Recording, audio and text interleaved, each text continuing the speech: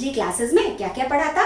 तो हमने अपनी पिछली क्लासेस में लाइट के बारे में समझा था ना। और उसमें हमने क्या समझा था? उसमें हमने समझा था प्रॉपर्टीज ऑफ लाइट के बारे में, और हमने प्लेन मिरर के बारे में समझा था, और हमने कॉनकेव और कॉन्वेक्स मिरर के बारे में भी समझा था ना। तो अगर आपने वो सारी क्लासेस मिस कर दी है तो आप क्या करोगे?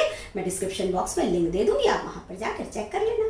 ठीक है, तो अब तो आपको पता चल गया कि आज का हमारा टॉपिक क्या है। तो आज का हमारा टॉपिक भी लाइट ही है, और उसमें हम क्या पढ़ेंगे? उसमें हम पढ़ेंगे image formed by concave and convex mirrors, कि कॉनकेव मिरर और कॉन्वेक्स मिरर से कैसे इमेजेस बनती हैं उसके बारे में आज हम समझेंगे। ठीक है, तो उसको समझने से पहले एक बार हम अपनी पुरानी क्लासेस को थोड़ा सा रिकॉल कर लेते हैं कि उसमें हमने क्या पढ़ा था। ठीक है, तो उसमें हमने क्या पढ़ा था? उसमें हमने ये पढ़ा था कि जो कॉनकेव मिरर और कॉन्वेक्स मिरर्स होते हैं वो कैसे बनते हैं। हम एक स्फेरिकल ग्लास का पीस लेते हैं और उसमें क्या करते हैं, उसको जब हम मिडिल से काटते हैं, किसी साइड से भी उसको जब हम कट करते हैं उस स्फेरिकल ग्लास के पीस को, तो उससे हमको क्या मिलता है? उसमें हमें 2 टाइप्स के ग्लास के पीसेस मिलते हैं, जिन्हें हम क्या बना लेते हैं? जिन्हें हम कॉनकेव मिरर बना लेते हैं या कॉन्वेक्स मिरर बना लेते हैं। अब कॉनकेव मिरर कैसे बनाते हैं? कि मान लो जैसे आपको एक ऐसा आपको स्फेरिकल पीस मिल गया, आपको ऐसा स्फेरिकल पीस मिल गया। अब इसको हमने यहाँ से कट कर दिया। ठीक, जब हमने इसको यहाँ से कट किया तो एक साइड तो हमें ये मिल गया और एक साइड हमको अंदर वाला मिल गया। तो जब हम यहाँ पर पॉलिश कर देंगे, ठीक है, तो ये जो अंदर वाला साइड है ये हमारा क्या कहलाएगा? Reflecting surface. तो इस टाइप के मिरर को हम क्या कहते हैं? Concave mirror. क्यों? इसमें हमने आउटर साइड पे पॉलिश की है और इनर वाला जो सरफेस है वो क्या है? रिफ्लेक्टिंग सरफेस है। तो ये हो गया हमारा कॉनकेव मिरर। अब इसी तरीके से अगर इस पीस को लिया और हमने यहाँ पे पॉलिश कर दी, ठीक, तो ये वाला सरफेस क्या हो गया हमारा? ये वाला सरफेस जो हो गया वो रिफ्लेक्टिंग सरफेस हो गया। तो ये क्या कहलाएगा? ये कहलाएगा कॉन्वेक्स मिरर। तो ये तो डिफरेंस आपको पता है ना कि कॉनकेव मिरर और कॉन्वेक्स मिरर में क्या डिफरेंस होता है। तो जो कॉनकेव मिरर होता है वो केव के जैसा होता है कि उसका जो अंदर वाला साइड है वो रिफ्लेक्टिंग होगा, और जो कॉन्वेक्स होगा उसमें बाहर वाला साइड जो होगा वो रिफ्लेक्टिंग सरफेस होगा। क्लियर? तो अब हम इसके बाद हम क्या समझेंगे? तो इसके बाद हम ये समझेंगे कुछ जो टर्म्स हमने और पढ़े थे वो भी हम समझ लेते हैं। वो क्या पढ़े थे हमने? कि अब जैसे ये कॉनकेव मिरर है, ये कॉनकेव मिरर है, ये तो आपको पता है। अब इसमें क्या था? ये इसका पूरा क्या है? रिफ्लेक्टिंग सरफेस है। यहां से लेकर यहां तक क्या है? रिफ्लेक्टिंग सरफेस है ना। तो अब इसका जो मिड पॉइंट होता है, जो इसके रिफ्लेक्टिंग सरफेस का मिड पॉइंट होता है, उसे हम क्या कहते हैं? याद है आपको? तो उसे हम कहते हैं पोल। और से किससे डिनोट करते हैं? पी से। ये तो मैंने बताया था। तो ये है जो इसका मिड पॉइंट है, इसे हम पी कहेंगे। और इस स्फेरिकल का जिससे ये पार्ट बना है कॉनकेव मिरर का, उसके सेंटर को हम क्या कहेंगे? Centre of curvature. याद आया कुछ? उसे क्या कहेंगे हम? Centre of curvature. और ये जो लाइन आपको दिख रही है ना, जो सेंटर ऑफ कर्वेचर से पोल को मिला रही है, दोनों साइड पोल को मिलाएगी, उस लाइन को हम क्या कहेंगे? उस लाइन को हम कहेंगे प्रिंसिपल एक्सिस। तो ये सारी चीजें तो आपने पढ़ ली थी, है ना। अब हम समझेंगे कि कॉनकेव मिरर से कैसे इमेजेस बनती हैं। तो इसके लिए हम सबसे पहले देखेंगे कि एक ऑब्जेक्ट है, ठीक है, मान लो एक ऑब्जेक्ट है, वो कहाँ पर है? वो इन्फिनिटी पे है, यानी कि बहुत दूर है, हमसे बहुत दूर है, और उसकी इमेज हमको कॉनकेव मिरर पे लेनी है। तो हम कैसे लेंगे? तो अभी मैंने आपको जैसे आपको पहले बताया था कि किसी भी ऑब्जेक्ट की इमेज को बनाने के लिए, किसी भी ऑब्जेक्ट की इमेज को लेने के लिए हमें मिनिमम कितनी रेज की जरूरत होती है? कितनी रेज की जरूरत होती है? मिनिमम 2 रेज की जरूरत होती है ना, कि मिनिमम 2 रेज होगी तभी तो वो इंटरसेक्ट करेगी, तभी तो इमेज बनेगी। तो मिनिमम 2 रेज की हमें जरूरत है। तो अब कोई ऑब्जेक्ट इन्फिनिटी पे है, ठीक, अब वहां से रे, ये मान लो ये ऑब्जेक्ट है कि इन्फिनिटी पे है, अब यहां से कोई रे आ रही है। अब ये जो रे है ये किससे टकरा रही है? कॉनकेव मिरर से। और वो कैसे आ रही है? पैरेलल आ रही है। किसके पैरेलल आ रही है? प्रिंसिपल एक्सिस के। ये वाली प्रिंसिपल एक्सिस है ना, ये जो मैंने बताया था कर्वेचर से पोल को मिलाती है, वो क्या है? वो प्रिंसिपल एक्सिस है। अब ये रे प्रिंसिपल एक्सिस से जो पैरेलल आ रही है, तो एक रूल है कि जो भी रे प्रिंसिपल एक्सिस के पैरेलल आएगी वो किससे क्रॉस करेगी? वो फोकस पे क्रॉस करेगी। ये जो प्रिंसिपल एक्सिस पे फोकस है ये उससे होकर जाएगी, ठीक है, ये फोकस है, यहां से होके ये वाली रे जा रही है, ये पैरेलल है। अब अगर हम दूसरी रे को भी समझें तो ये भी प्रिंसिपल एक्सिस के क्या है, पैरेलल है। तो ये कहाँ से रिफ्लेक्ट होके जा रही है, ये भी फोकस से रिफ्लेक्ट होके जा रही है। ये दोनों कहाँ पे मिल रही है, फोकस पे। कहाँ पे इंटरसेक्ट कर रही है दोनों रेस, फोकस पे। तो इमेज कहाँ बनेगी, फोकस पे बनेगी, है ना। तो जहां पे दोनों रेज इंटरसेक्ट करेंगी वहीं पर क्या होगा, वहीं पर इमेज बनेगी। यहाँ पे तो मैंने आपको सिर्फ 2 रेज दिखाई हैं, लेकिन ऐसा तो है नहीं कि 2 ही रेज निकल रही हैं ऑब्जेक्ट से तो बहुत सारी रेज निकल रही हैं। लेकिन इस डायग्राम को सिंपल करने के लिए, आपको सिंपल तरीके से समझाने के लिए हमने यहाँ पे क्या लिया, सिर्फ 2 रेज ली। ठीक, तो ये दोनों रेज रिफ्लेक्ट होकर कहाँ पे मिल रही हैं, फोकस पे मिल रही है। तो इमेज कहाँ बनेगी, इमेज भी फोकस पे बनेगी। अब कैसी बनेगी, क्योंकि दोनों रेज एक दूसरे से इंटरसेक्ट कर रही है, किस पॉइंट पे, फोकस पे, तो वहीं पर बनेगी हमारी इमेज। और वो कैसी बनेगी, वो बनेगी रियल। और रियल क्यों बनेगी, क्योंकि दोनों रेज जो है वो एक्चुअल में इंटरसेक्ट कर रही है, एक्चुअल में मिल रही है एक दूसरे से। ठीक, और कैसी बनेगी, और बनेगी इन्वर्टेड, और बहुत ही छोटी बनेगी, मतलब हाईली डिमिनिश्ड, मतलब जो भी ऑब्जेक्ट है आपका उससे बहुत छोटी इमेज बनेगी। तो फर्स्ट हमारा क्या था, फर्स्ट जो केस था उसमें ये था कि अगर कोई ऑब्जेक्ट इन्फिनिटी पे है तो उससे जो निकलने वाली रेज है वो कैसे पड़ेंगी, पैरेलल पड़ेंगी कॉनकेव मिरर पे, किसके, प्रिंसिपल एक्सिस के। और जब वो रेज पैरेलल पड़ेंगी तो वो कहाँ मिलेंगी, कहाँ पे मिलेंगी, फोकस पे। ठीक, तो ये हो गया हमारा फर्स्ट केस। और इस पे कैसी इमेज बनेगी, इसमें इमेज बनेगी रियल और बहुत ही छोटी। और दूसरा पॉइंट क्या था कि इन्वर्टेड बनेगी, मतलब अगर ऑब्जेक्ट ऐसा है तो इमेज हमारी उल्टी बनेगी। तो ये तो हो गया हमारा फर्स्ट केस। अब हम आते हैं सेकेंड केस पे। ठीक, अब मान लो आपका ऑब्जेक्ट कहाँ रखा है, फोकस पे। पहले हमारा ऑब्जेक्ट कहाँ था, पहले हमारा ऑब्जेक्ट जो था वो कहाँ था, इन्फिनिटी पे था, मतलब बहुत दूर था। अब हमारा ऑब्जेक्ट कहाँ रखा है, अब हमारा ऑब्जेक्ट रखा है फोकस पे। ठीक, अब जब हमारा ऑब्जेक्ट फोकस पे रखा है तो अब ये देखो, ये फोकस से क्या हो रहा है, ये ऑब्जेक्ट रखा है तो इससे एक रे निकल रही है, वो कहाँ जा रही है, पोल पे हिट कर रही है। ऑब्लिकली किस पे हिट कर रही है, पोल पे हिट कर रही है। तो ये भी एक रूल है कि जब कोई रे पोल पे ऑब्लिकली हिट करती है तो वो उतना ही एंगल बनाता है उसके रिफ्लेक्शन वाली रे जितना कि इंसिडेंट रे ने एंगल बनाया है। किसके साथ, पोल के साथ, मतलब प्रिंसिपल एक्सिस के साथ। ठीक, तो ये जो है ये पैरेलल निकल रही है। अब दूसरी रे मान लो हमने ले ली, फोकस से निकल रही है, ये जो फोकस पे ऑब्जेक्ट है इससे एक दूसरी रे निकल रही है। तो ये रे क्या जा रही है, सेंटर ऑफ कर्वेचर से जा रही है। तो ये एक रूल है कि जो रे सेंटर ऑफ कर्वेचर से जाती है, मतलब जो incident ray centre of curvature से जाती है तो वो रिफ्लेक्ट भी सेंटर ऑफ कर्वेचर पर ही होती है। मतलब अगर ये यहाँ से जा रही है तो ये यहाँ से टकरा के रिफ्लेक्ट होके इसी लाइन पे वापस आएगी, सेंटर ऑफ कर्वेचर पे। ठीक है, अब ये दोनों रेस क्या है, ये दोनों रेस एक दूसरे के पैरेलल है। फर्स्ट रे कहाँ से निकली थी, पोल से, यहाँ पे पोल पे हिट की थी और ये यहाँ पर वापस रिफ्लेक्ट की। और दूसरी रे क्या थी, दूसरी रे सेंटर ऑफ कर्वेचर पे गई थी, इंसिडेंट हुई थी और बाद में रिफ्लेक्ट भी उसी पे हुई थी। तो ये दोनों रे क्या हो गई, ये दोनों रे एक दूसरे के पैरेलल हो गए। अब हमें ये पता है कि पैरेलल लाइंस जो होती है वो कहीं मिलती नहीं है, लेकिन हम ये एज्यूम करते हैं कि ये जो पैरेलल लाइंस है ये कहीं आगे जाके, बहुत दूर जाके किसी पॉइंट पे ये एक दूसरे से मिल रही है। ठीक है, क्या कर रही है, एक दूसरे से कहीं पर मिल रही है। तो अब यहाँ पर क्या होगा, तो यहाँ पर भी जो इमेज है वो रियल होगी, क्योंकि हम ये मान रहे हैं कि ये आगे जाके कहीं पर मिलेगी। और कैसी होगी, अब इमेज रियल है तो इन्वर्टेड होगी, मतलब उल्टी होगी। और इसका साइज क्या होगा, इस ऑब्जेक्ट के साइज से काफी बड़ा होगा। ठीक, तो ये तो हो गया हमारा सेकेंड केस। सेकेंड केस में क्या था कि ऑब्जेक्ट जो था वो फोकस पे रखा था। ठीक, तो वो फोकस पे रखा था तो हमने एक रे निकाली इसके हेड से, वो कहाँ पे ऑब्लिकली हिट की, इंसिडेंट रे वो पोल पे ऑब्लिकली हिट की। और उसके बाद वो कैसे रिफ्लेक्ट हुई, वहां से पोल से वो रिफ्लेक्ट भी हो गई। तो जो इसके बीच और इसके बीच में एंगल होगा, मान लो ये थीटा एंगल है, ठीक है, ये थीटा एंगल है, तो ये इस एंगल के ये दोनों एंगल जो है वो आपस में बराबर होंगे। ठीक है, तो अब क्या हुआ, ये भी पैरेलल हो गई और ये दोनों रेस जो थी वो दोनों एक दूसरे के पैरेलल हो गई। जो दूसरी रेस थी वो कहाँ से निकली थी, सेंटर ऑफ कर्वेचर से। क्लियर, तो इसको क्या हुआ, ये कहीं दूर जाके मिलेंगी ऐसा हम अज्यूम करते हैं। और वहां पे कैसी इमेज बनेगी, वहां पे रियल इन्वर्टेड और ऑब्जेक्ट से बहुत बड़े साइज की बनेगी। तो ये तो हो गया हमारा सेकेंड केस।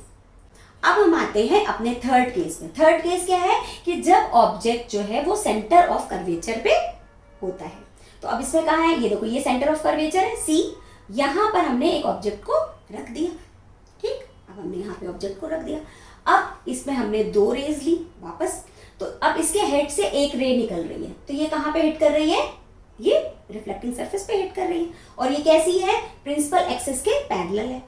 तो अभी मैंने आपको बताया था कि जो रे प्रिंसिपल एक्सिस के पैरेलल होगी तो वो रिफ्लेक्ट होके कहाँ पे मिलेगी, वो रिफ्लेक्ट होके फोकस से पास करेगी, मिलेगी नहीं, फोकस से पास करेगी। वो अगर कोई रे प्रिंसिपल एक्सिस के पैरेलल पे है तो वो जब रिफ्लेक्ट होगी तो वो कहाँ से निकलेगी, गुजरेगी फोकस से। उसी तरीके से हमने हेड पे एक दूसरी रे निकाली, वो कहाँ से हमने निकाली, फोकस से। मतलब ये जो रे है ऑब्जेक्ट के ऊपर वो कहाँ से पास हो रही है, फोकस से पास हो रही है। तो अब ये फोकस से पास हो रही है तो ये वापस कैसे रिफ्लेक्ट होगी, पैरेलल। तो यहाँ पे एक चीज आप समझ लो कि अगर कोई रे प्रिंसिपल एक्सिस के पैरेलल पे इंसिडेंट होती है तो जब वो रिफ्लेक्ट होगी तो वो किससे पास होगी, वो फोकस से पास होगी। और अगर कोई रे इंसिडेंट रे फोकस से जा रही है तो वो रिफ्लेक्ट कैसे होगी, वो प्रिंसिपल एक्सिस के पैरेलल पे रिफ्लेक्ट होगी। तो ये बात आप याद रखना। देखो इसमें क्या हो रहा है, ये पैरेलल जा रही है, ऑब्जेक्ट से निकल रही है पैरेलल, तो ये किससे पास हो रही है, फोकस से, रिफ्लेक्टेड रे। इसी तरीके से ये जो इंसिडेंट रे है ये फोकस से जा रही है, तो पैरेलल रे कहाँ से जा रही है, प्रिंसिपल एक्सिस के पैरेलल से रिफ्लेक्ट हो रही है ना। प्रिंसिपल एक्सिस के पैरेलल पे ये क्या हो रही है, रिफ्लेक्ट हो रही है। अब ये दोनों रेज इस पॉइंट पे मिल रही है, ये वाला पॉइंट। ठीक, तो जिस पॉइंट पे दोनों रेज मिलेंगी वहां पर क्या होगा, वहां पे इमेज बनेगी।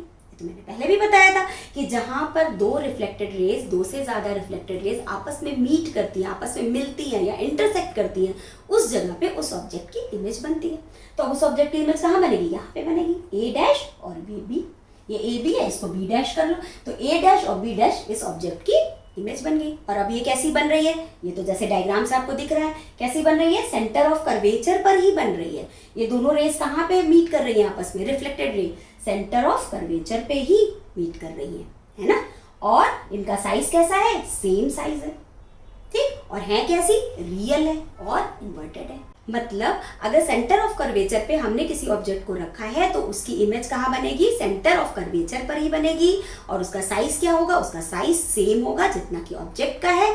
और क्या होगा, वो जो इमेज है वो रियल होगी और इन्वर्टेड होगी। रियल क्यों होगी, क्योंकि एक्चुअल में रिफ्लेक्टेड रेज जो है उस जगह पे मीट कर रही है, मिल रही है। ये तो हो गया हमारा थर्ड केस। अब हम किस पे आ गए, अब हम आ गए फोर्थ केस, इस पे आते हैं। ठीक है, थर्ड से हम इसको फोर्थ बनाते हैं, ये वाला हमारा फोर्थ केस है। अब इसमें क्या है, अब इसमें जैसा आप देख रहे हो कि ये सेंटर ऑफ कर्वेचर है और हमारा ऑब्जेक्ट कहाँ रखा है, हमारा object beyond centre of curvature, मतलब सेंटर ऑफ कर्वेचर के पीछे रखा हुआ है ना।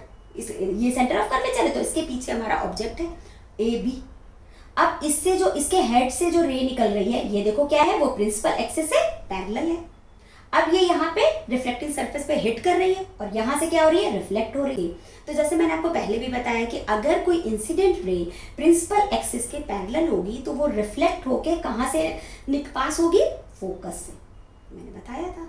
तो देखो इसमें ये इंसिडेंट रे पड़ रही है और ये रिफ्लेक्ट होके कहाँ से पास हो रही है, फोकस से। ठीक, अब इसकी दूसरी रे क्या है, ये इसकी हेड की रे है, ये दूसरी रे कहाँ से निकल रही है, ये फोकस को पास कर रही है। यहाँ से निकल के इसने फोकस को पास किया। तो ये भी मैंने बताया कि अगर कोई रे फोकस को पास कर रही है, इंसिडेंट रे, तो वो रिफ्लेक्ट कैसे होगी, वो रिफ्लेक्ट प्रिंसिपल एक्सिस के पैरेलल होगी। तो देखो यहाँ पर प्रिंसिपल एक्सिस के पैरेलल ही हो रही है। ठीक, ये यहाँ फोकस से पड़ी और यहाँ से कैसे रिफ्लेक्ट हो रही है, प्रिंसिपल एक्सिस के पैरेलल। अब ये दोनों रेस कहाँ मिल रही है, इस पॉइंट पे मिल रही है, ये दिख रहा है, इस पॉइंट पे मिल रही है। और यहाँ पे ये इमेज बनी है, कौन सी इमेज है, ए डैश बी डैश। तो ये कहाँ बनी, ये बनी सेंटर ऑफ कर्वेचर और फोकस के बीच में। ठीक, तो ये चीज आपको याद रखनी पड़ेगी कि अभी क्या था, अभी था कि जो सेंटर ऑफ कर्वेचर पे जो ऑब्जेक्ट है उसकी इमेज सेंटर ऑफ कर्वेचर पे ही बन रही है। लेकिन अब इस केस में हमने क्या समझा कि सेंटर ऑफ कर्वेचर से पीछे है ना जो ऑब्जेक्ट है उसकी इमेज कहाँ बनेगी, तो उसकी इमेज कहाँ बनेगी, उसकी इमेज बनेगी फोकस और सेंटर ऑफ कर्वेचर के बीच में। और वो कैसी होगी, वो होगी रियल और इन्वर्टेड। अब यहाँ पे बताना बार बार तो जरूरी नहीं है कि रियल क्यों होगी, रियल इसलिए होगी क्योंकि जो दोनों रेज है, रिफ्लेक्टेड रेज है, वो एक्चुअल में मीट कर रही है, एक्चुअल में एक दूसरे से मिल रही है। और इसका साइज कैसा होगा, इसका साइज जो है वो ऑब्जेक्ट से छोटा होगा। ये आपको दिख ही रहा है, इसमें ये ऑब्जेक्ट है और ये इसका साइज छोटा, ये इसकी इमेज है, ये छोटी है। और ये कहाँ बनेगी, फोकस और सेंटर ऑफ कर्वेचर के बीच में। ठीक, तो ये तो हो गया हमारा फोर्थ केस। अब हम आते हैं अपने फिफ्थ केस पे। अब फिफ्थ केस में क्या है, अब फिफ्थ केस में क्या है कि अगर हमारा ऑब्जेक्ट कहाँ पे रखा है, यहाँ पर ये देखो, ये रखा है ऑब्जेक्ट ए और बी। अगर हमारा ऑब्जेक्ट सेंटर ऑफ कर्वेचर और फोकस के बीच में हो तो क्या होगा, है ना। तो अब इसमें क्या है, सेंटर ऑफ कर्वेचर और फोकस के बीच में हमारा ये ऑब्जेक्ट ए भी रखा है। ठीक, अब ए के हेड से ये रे निकल रही है, अब ये कहाँ हिट कर रही है, इस सरफेस पे।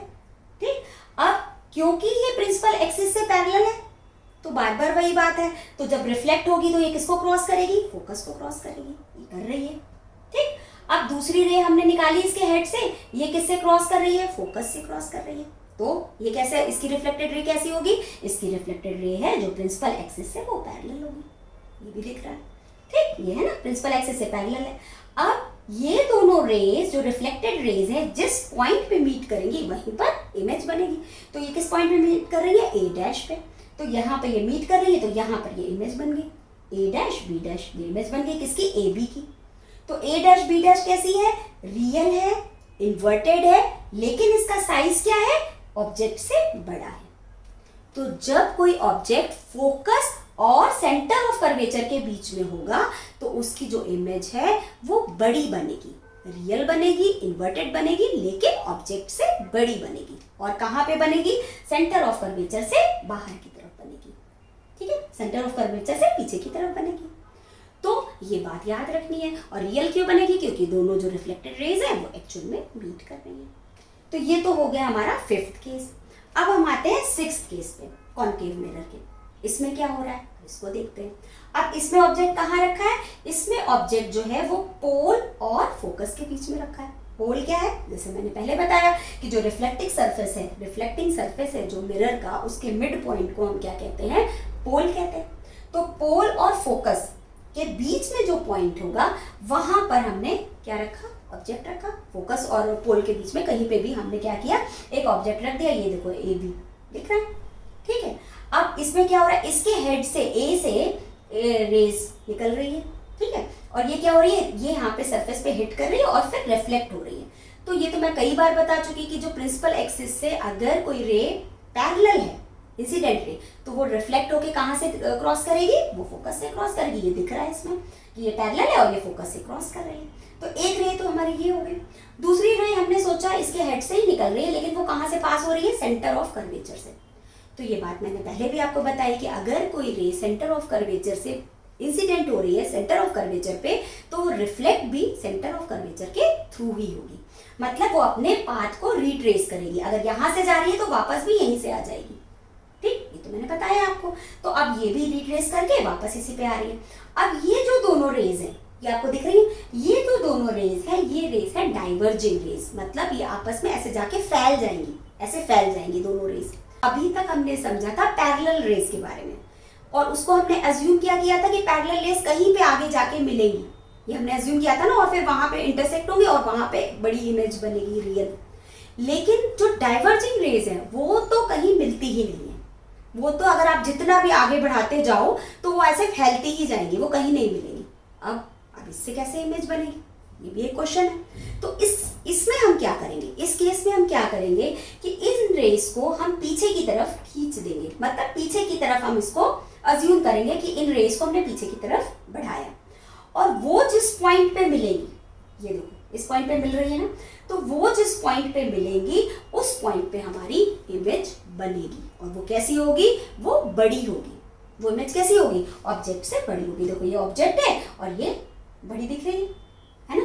तो ये वाली इमेज क्या हो गई, और लेकिन ये इमेज क्या है, ये वर्चुअल इमेज है और इरेक्ट है, मतलब सीधी है और वर्चुअल है। वर्चुअल क्यों है, वर्चुअल इसलिए है कि ये मिरर के पीछे बन रही है, मिरर के सामने तो नहीं बन रही है ना। तो मिरर के पीछे बन रही है, इसका मतलब ये वर्चुअल इमेज है। और ये इरेक्ट है, सीधी है, ये दिख रहा है ना।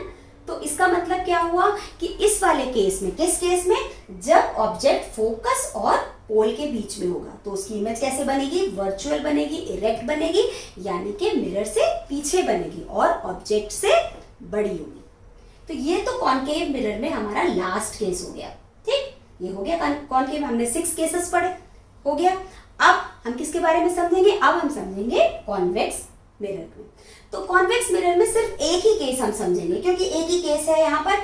ऐसा इसलिए है, क्यों, क्योंकि कॉन्वेक्स मिरर में क्या होता है, जो सेंटर ऑफ कर्वेचर है, फोकस है, पोल है, ये सारी चीजें आपको दिख रही है, सेंटर ऑफ कर्वेचर, फोकस, पोल, यहाँ पे पोल होगा।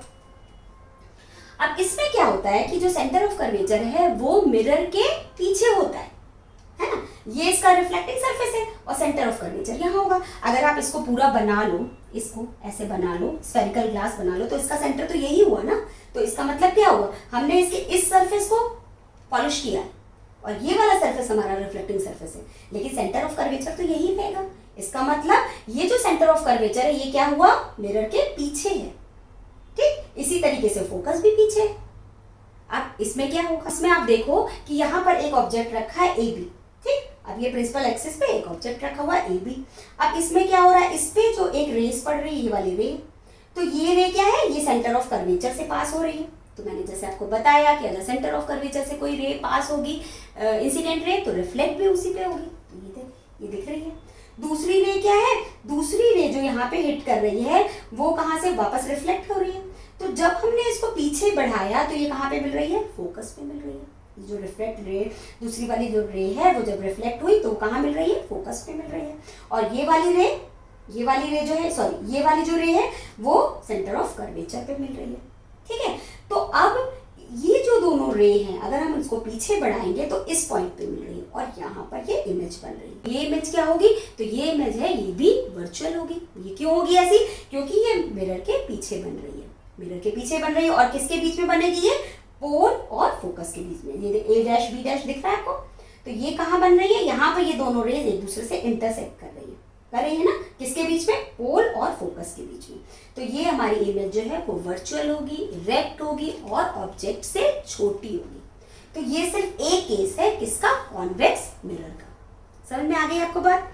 तो ये हमने आज क्या समझा, हमने आज समझा कि कैसे इमेजेस बनती हैं कॉनकेव मिरर और कॉन्वेक्स मिरर से, और वो होती कैसे, रियल होती हैं कि इन्वर्टेड होती हैं, कि वर्चुअल होती है, कि इरेक्ट होती हैं।